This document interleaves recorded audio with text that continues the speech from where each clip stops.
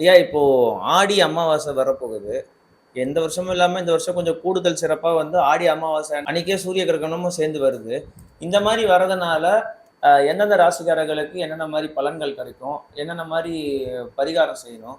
அப்புறம் வந்து முன்னோர்கள் அவங்களோட முன்னோர்களுக்கு என்னென்ன மாரி வந்து திதி குடுக்கணும்? இத பத்திலாம் கொஞ்சம் விலாவாரியா சொல்ல முடியுமா? கண்டிப்பா. ஓம் சிவாய நம. ஸ்ரீ வாங்கி 27 மை சேனல்.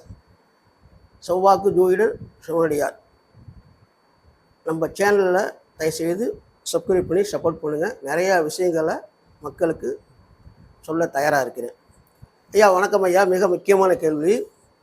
இந்த ஆடி அமாவாசைங்கிறது பார்த்தீங்கன்னா அயானங்கள் 2 உத்தராயணம் தட்சணாயணம்னு சொல்லி, உத்தராயணங்கிறது பார்த்தீங்கன்னா தை மாதம் 1 அன்றைக்கி தான் சங்கார மகாராணின்னு பேர். அதுலேருந்து உத்தராயணம் ஆரம்பித்து சூரியன் வந்து 6 மாதம் வருவார். அது புண்ணிய காலம். தட்சிணாயனங்கிறது ஆடி மாதம் ஆணி முடிஞ்சு ஆடி 1லேருந்து ஆரம்பிச்சிடும். அதனால தான் தை அமாவாசையும் ஆடி அமாவாசையும் விசேஷமாக கொண்டாடுவாங்க.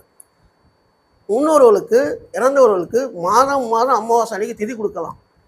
அதை வந்து ஒரு சில பேர் தான் செய்வாங்க. வசதியாக போகிறவங்க மேக்சிமம் பிராமணர்கள் தான் அதிகமாக செய்வாங்க. அந்த மாதிரி இப்போ நம்ம மாதிரி ஆளுங்கள்லாம் வந்து வருஷத்தில் 1 நாள் அல்லது 2 நாள் கொடுக்கலாம். முக்கியமாக 3 நாள்.